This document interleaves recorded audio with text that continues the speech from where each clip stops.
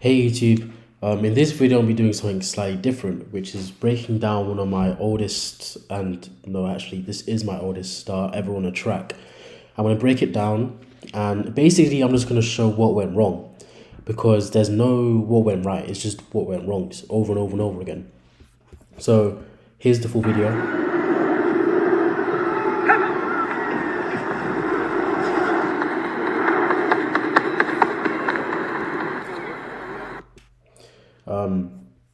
So first off, we'd have to start with the start.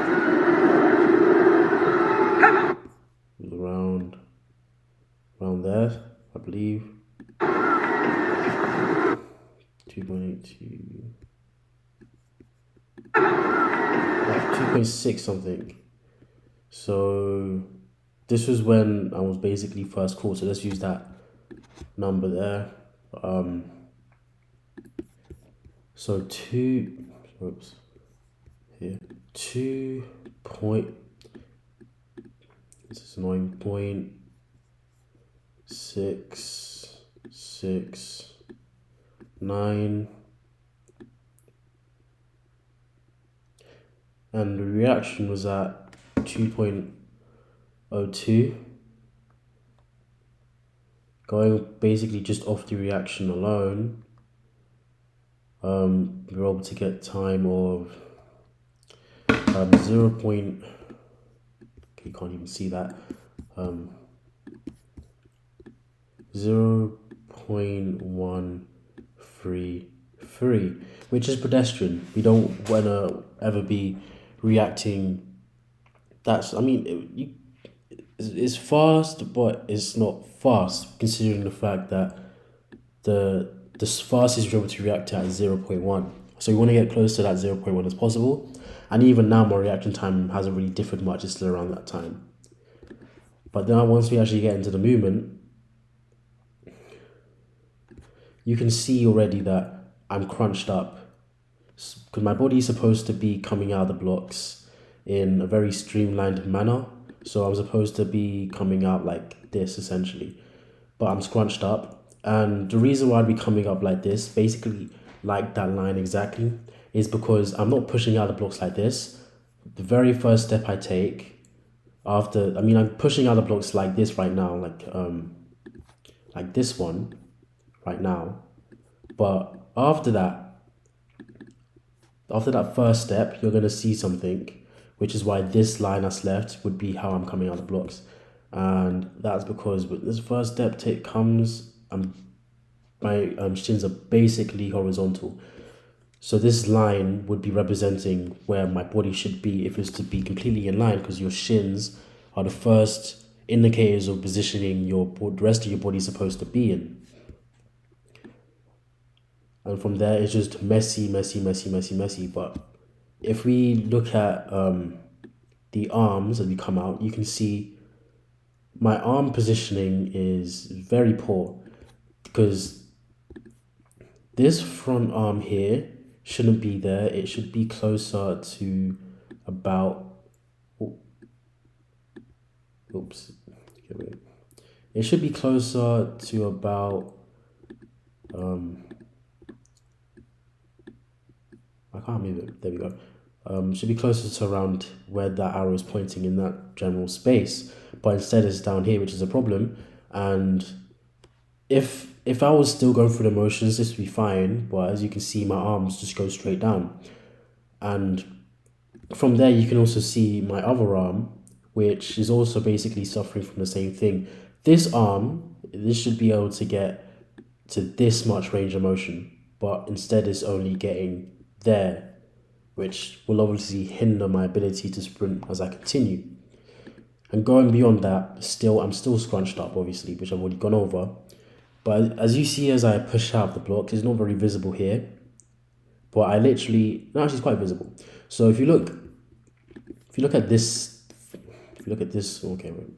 if you look at this foot right there, so is that my right foot, you'd be able to see something, which is the second my arm moves, my foot just pushes out. There's only one thing I'd say about the start that was done well, and that would be me firing from my hips to get my foot to come up.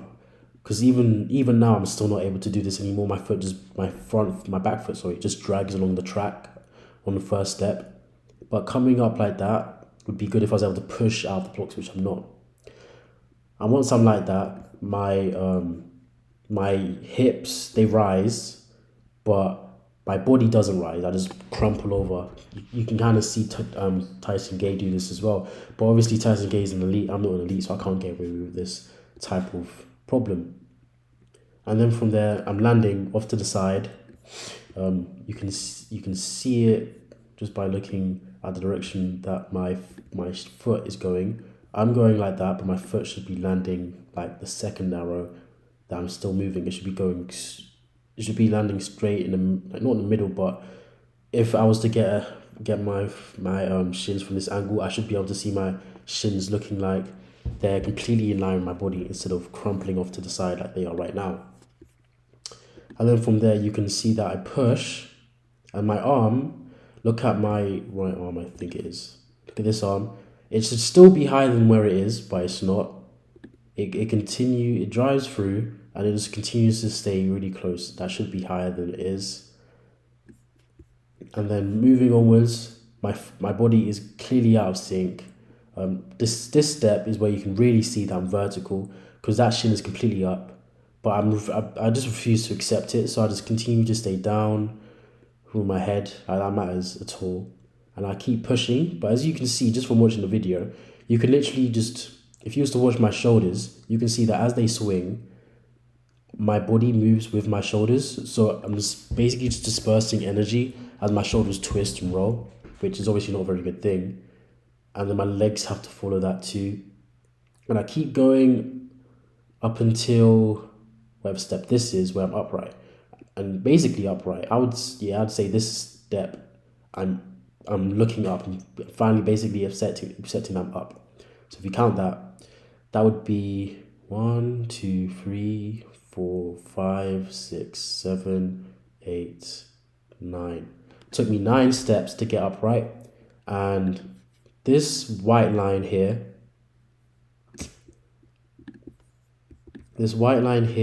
that is 5 meters from the blocks. That's 5 meters from the finish line, which means in 9 steps, I covered 5 and a bit meters, probably 5 meters and a few centimeters, and I'm already upright. Compared to most sprinters who actually have any ounce of speed, who are able to take 9 steps and travel 10 meters minimum, which will just go to show why it makes sense that with this type of block start, I ran a 12.2, because obviously I'm much faster than this time, which I've proven, but I just had no control over my body. So the fastest time I was able to produce was a 12.2, and as you can see from the start there alone, it just shows itself. And then there, whilst I'm upright, I didn't even think we was gonna run into another problem so quickly, but look at this arm right there. Look at watch it. It drives forwards and it crosses. If you look carefully, you can see that my hand is there and the center of my body would be there. My hand should never cross this blue line. My hand should always stay within one side of my body. They should never be crossing sides, because that's just going to be me forcing my body to generate rotational forces, which when you apply that to your foot, doesn't give you anything you want. You might even be able to see it here. My foot lands, and I rotate my arms. My foot doesn't really show anything. The quality isn't the best anyway either. But the movement of my arms will dictate how long my ground contact time is. The faster I can get my arm to move forwards, from forwards to backwards, the lower I can make my ground contact time. And the more forceful I'm able to do both sides, or forwards and backwards, the lower I can get my ground contact time as well. And all of this added up together just results in poor mechanics. But if you look at my other arm, it seems like it's quite efficient with the movement, I would say. For what I'm doing anyway. It goes back, drives forwards, straight forwards, and then it drives straight back.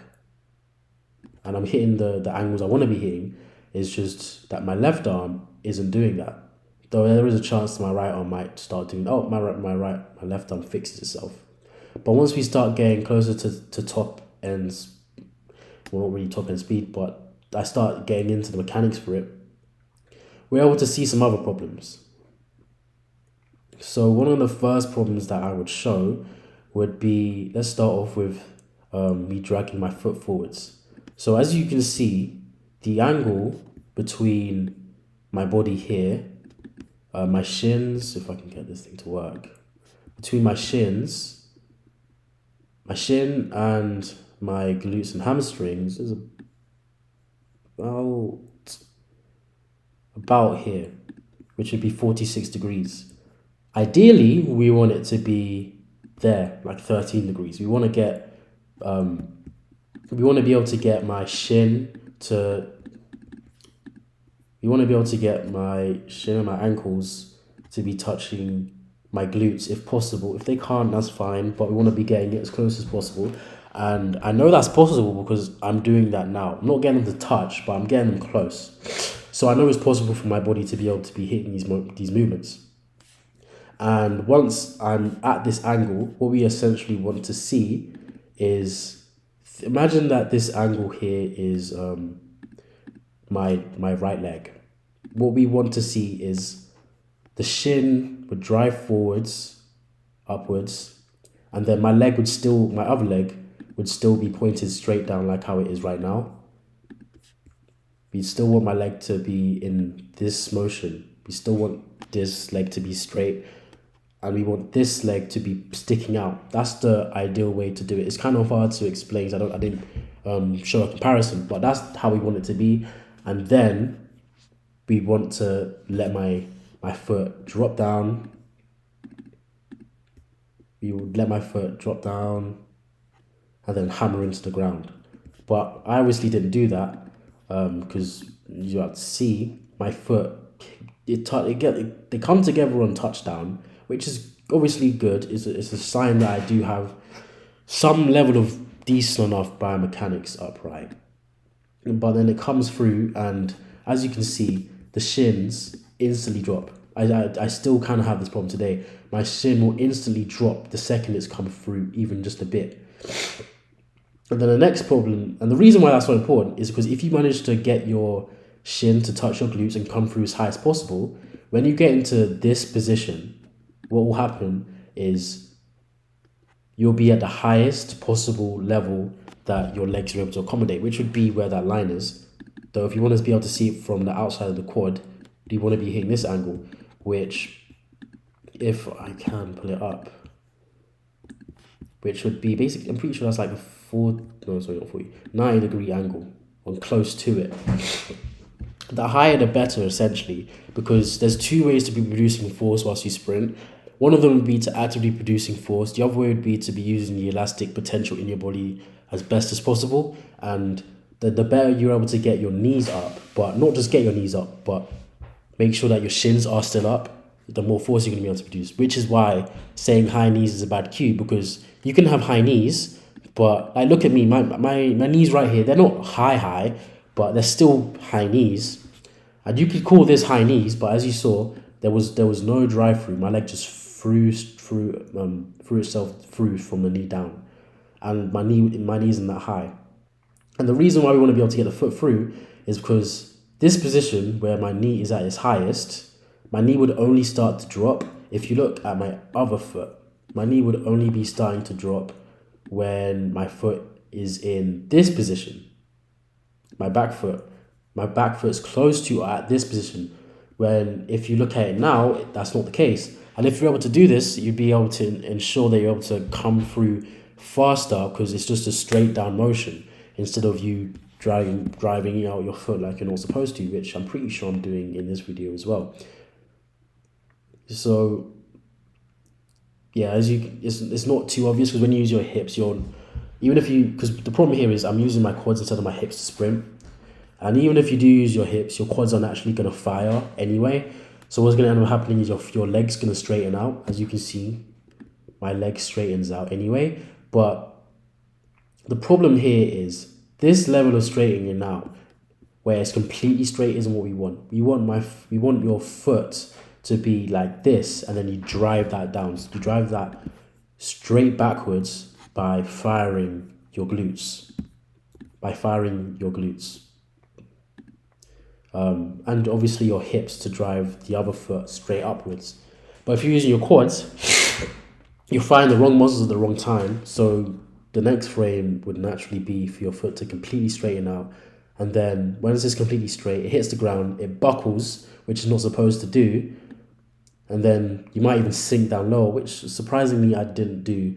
And then you just, actually guess it's because I'm not at top speed yet, and you just continue onwards.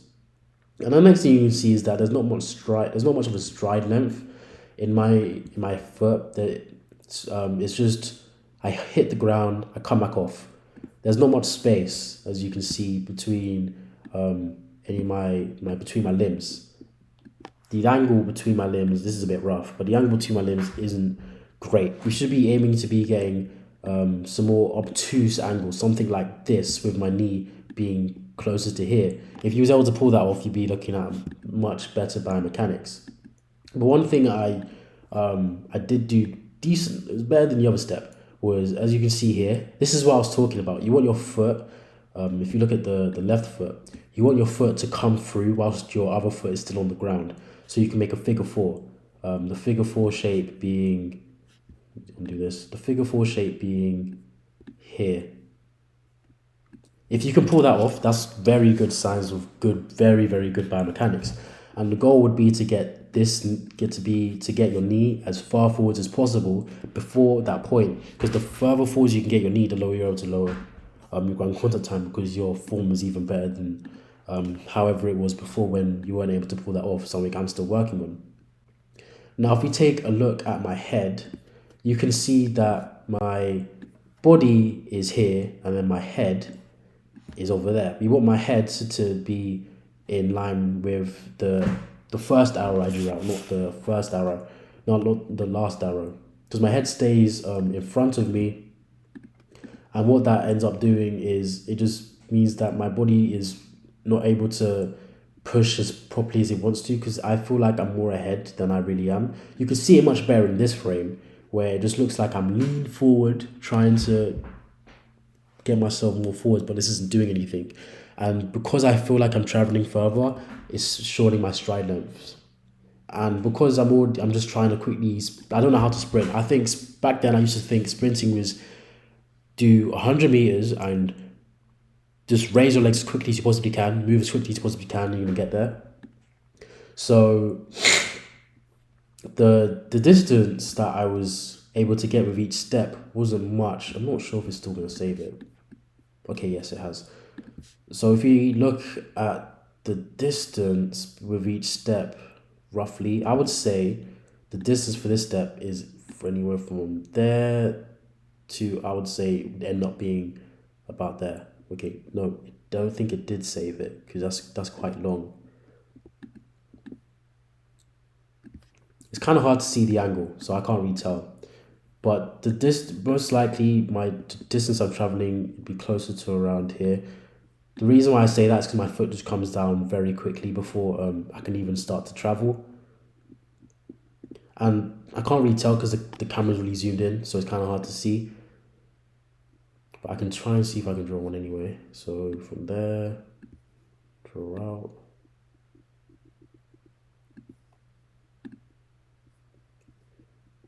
To there.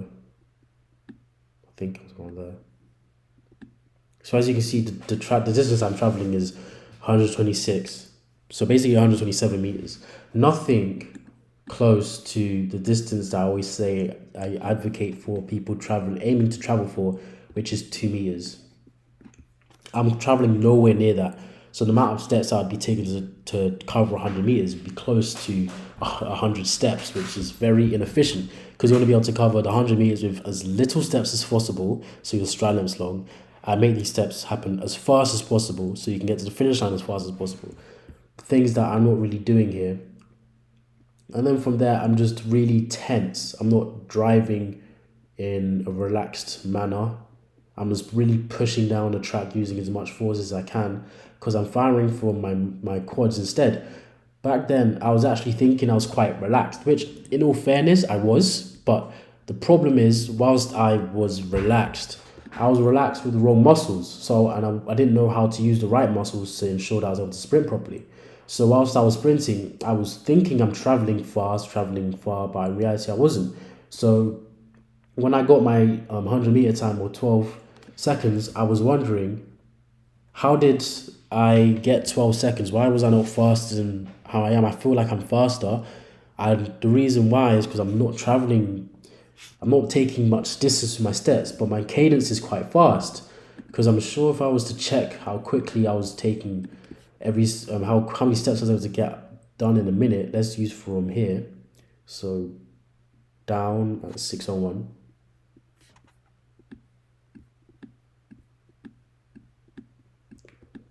Then I also need to count to 701. 701 being, we'll just do it.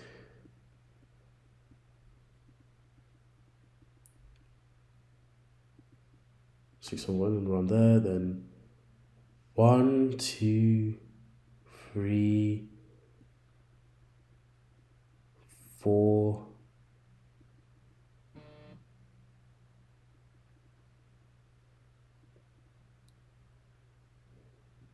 That would say that this is about 4.7 because the position I'm in is quite close to the end position. So I'd say this is about 4.7 to 4.6. Might just go down. Say my frequency is 4.6 per step, and that frequency is basically just going to continue for the rest of my steps.